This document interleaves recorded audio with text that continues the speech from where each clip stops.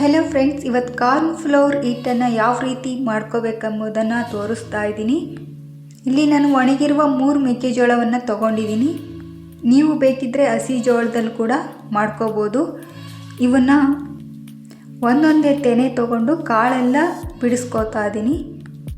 ಎಲ್ಲವನ್ನು ತೆನೆಯಿಂದ ಕಾಳು ಕೂಡ ಸಪ್ರೇಟ್ ಮಾಡ್ಕೊಳ್ತಾ ಇದ್ದೀನಿ. ನೋಡಿ, ಫಾಸ್ಟಾಗಿ ತೆಗೆಯೋದ್ರಿಂದ ಕಾಳೆಲ್ಲ ಸಿಡಿಯುತ್ತೆ.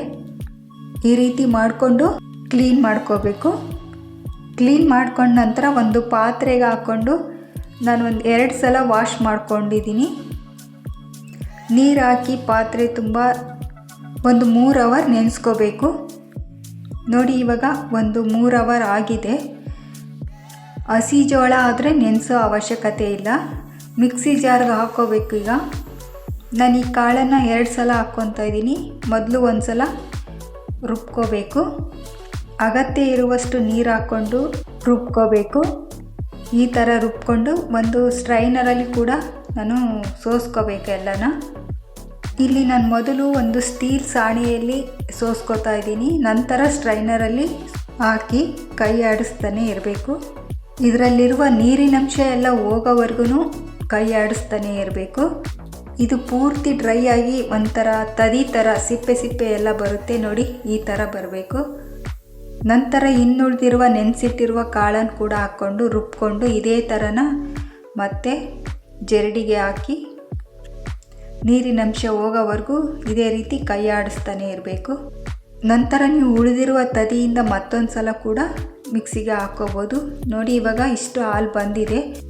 ಒಂದು ಬೌಲ್ ತಗೊಂಡು ಮತ್ತೊಂದು ಸ್ಟ್ರೈನರಲ್ಲಿ ಕೂಡ ಸೋಸ್ಕೋತಾ ಇದ್ದೀನಿ. ಇದರಲ್ಲಿ ಕೂಡ ನೋಡಿ, ಸ್ಪೂನ್ ತೊಗೊಂಡು ಕೈ ಆಡಿಸ್ತಾ ಇದ್ದರೆ ಇದರಲ್ಲಿ ಕೂಡ ಒಂದು ವೇಸ್ಟು ತದಿ ಬರುತ್ತೆ.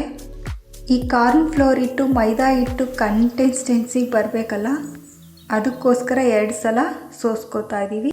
ನೋಡಿ, ಇವಾಗ ಸೋಸ್ಕೊಂಡಿದ್ದಾಗಿದೆ. ಇದನ್ನು ತಿಳಿಯಾಗ್ಲಿಕ್ಕೆ ಬಿಡಬೇಕು. 1-2 ಅವರ್ ಆದರೂ ಇದನ್ನು ಮುಚ್ಚಿ ತಿಳಿಯಾಗ್ಲಿಕ್ಕೆ ಬಿಡಬೇಕು.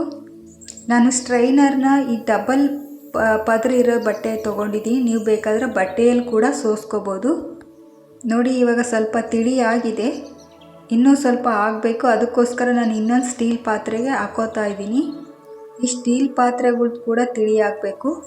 ಅದಕ್ಕೋಸ್ಕರ ಅದನ್ನು ಸ್ವಲ್ಪ ಬಿಟ್ಟು ತಟ್ಟೆಗೆ ಹಾಕೋತಾ ಇದ್ದೀನಿ. ಈ ಬೌಲಲ್ಲಿ ಬಂದಿರೋ ಗಟ್ಟಿ ಹಿಟ್ಟನ್ನು ತಟ್ಟೆಗೆ ಹಾಕ್ಕೊಂಡು ಒಂದು ಇಡೀ ದಿನ ಬಿಸಿಲಲ್ಲಿ ಒಣಗಿಸ್ಕೋಬೇಕು. ನಾನಿಲ್ಲಿ 2 ತಟ್ಟೆಗೆ ಹಾಕ್ಕೊಂಡಿದ್ದೀನಿ. ಹಾಕ್ಕೊಂಡು ನೋಡಿ, ಒಣಗಿದೆ. ಇವಾಗ ಇಡೀ ದಿನ ಬಿಸಿಲಲ್ಲಿ ಇಟ್ಟಿದ್ದೆ, ಚೆನ್ನಾಗಿ ಒಣಗಿದೆ. ಇದು ಪೌಡ್ರ್ ಆದಮೇಲೆ ಕಲರ್ ವೈಟ್ ಕಲರ್ ಆಗುತ್ತೆ. ಇವಾಗ ಎಲ್ಲವನ್ನು ಪುಡಿನ ಒಂದು ಮಿಕ್ಸಿ ಜಾರ್ಗೆ ಹಾಕ್ಕೋಬೇಕು. ಹಾಕ್ಕೊಂಡು ಒಂದು ಪೌಡ್ರ್ ಮಾಡ್ಕೋಬೇಕು. ನಾನಿವಾಗ ಎಲ್ಲವನ್ನು ಮಿಕ್ಸಿ ಜಾರ್ಗೆ ಹಾಕ್ಕೊತಾ ಇದ್ದೀನಿ. ಇದು ಒಂದು 2-3 ನಿಮಿಷಕ್ಕೆ ಪೌಡ್ರ್ ಆಗುತ್ತೆ. ಅಷ್ಟನ್ನು ಒಂದೇ ಜಾರ್ಗೆ ಹಾಕ್ಕೊಂಡು ಇವಾಗ ನೋಡಿ ಪೌಡ್ರ್ ಮಾಡ್ಕೊಂಡಿದ್ದೀನಿ. ಚೆನ್ನಾಗಿ ಪೌಡ್ರ್ ಬಂದಿದೆ. ಈ ಹಿಟ್ಟನ್ನು ಯಾವ್ಯಾವ ಅಡುಗೆಗೆ ಬಳಸ್ಬೋದು ಅನ್ನೋದನ್ನ ನೆಕ್ಸ್ಟ್ ವಿಡಿಯೋ ಅಪ್ಲೋಡ್ ಮಾಡ್ತೀನಿ. ನೋಡಿ, ಮೆಕ್ಕೆಜೋಳದಿಂದ ಕಾರ್ನ್ ಫ್ಲೋರ್ ಹಿಟ್ಟು ರೆಡಿ ಆಗಿದೆ. Thank you.